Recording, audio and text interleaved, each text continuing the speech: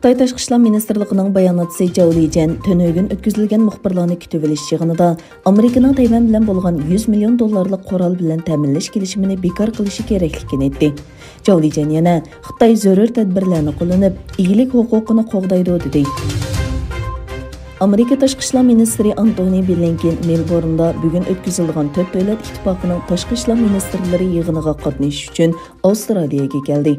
Amerika bilan birga Hindiston, Yaponiya va Avstraliya tashqi ishlar ministrlari qatnashadigan 4 taraflik ittifoq yig'ini Rossiya bilan Xitoyning yaqinlashishiga ergishib, Amerika bilan Rossiya o'rtasidagi ziddiyat keskinlashgan bir paytga to'g'ri keldi. Egilanishicha, Blinken Avstraliyani ziyorat qilgandan keyin Fijini ziyorat qilib, Havayda Yapon va Koreyalik amaldorlar bilan Shimoliy Koreyaga munosabatlik masalalarni muzokara qiladi. Afrika ellari ittifoqiga a'zo davlatlarning rahbarlari Yaponiyaning poytaxti Addis Abebada o'tkazilgan Afrika boshliqlar yig'inida Afrikadagi 100 millionga yaqin kishi so'zlaydigan yerlik tillarning biri bo'lgan Sugil tilini rasmiy xizmat tili sifatida qabul qildi. Bu qarorning ma'qullanishi bilan Afrikadagi bir yerlik til tunji qatim bu ittifoqning xizmat tiliga aylandi. Ma'lum bo'lishicha, Afrika ittifoqida inglizcha va fransuzcha xizmat tili sifatida ishlatildi. Yevropa İttifaqı Rossiyaga maktub avatishga tayyorlik qilmoqda.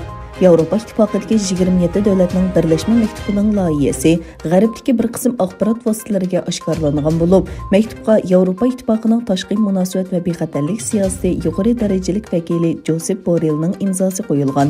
Bu maktubda Rossiya tashqi ishlar ministri Sergey Lavrovning Amerika va bir qism Yevropa davlatlariga avatgan xatiga javob berilgan bo'lib, Moskvadan Ukraina chegarasi va Belorussiyadan chekinish talab qilingan. Eron musofisi 1450 kilometr bo'lgan yangi ballistik boshqarilgan bomba qo'yib berdi. Boshqarilgan bomba qo'yib berish Viyanada Eronning yadro plani to'g'risidagi suhbat asliga kelgandan keyin ilib berildi.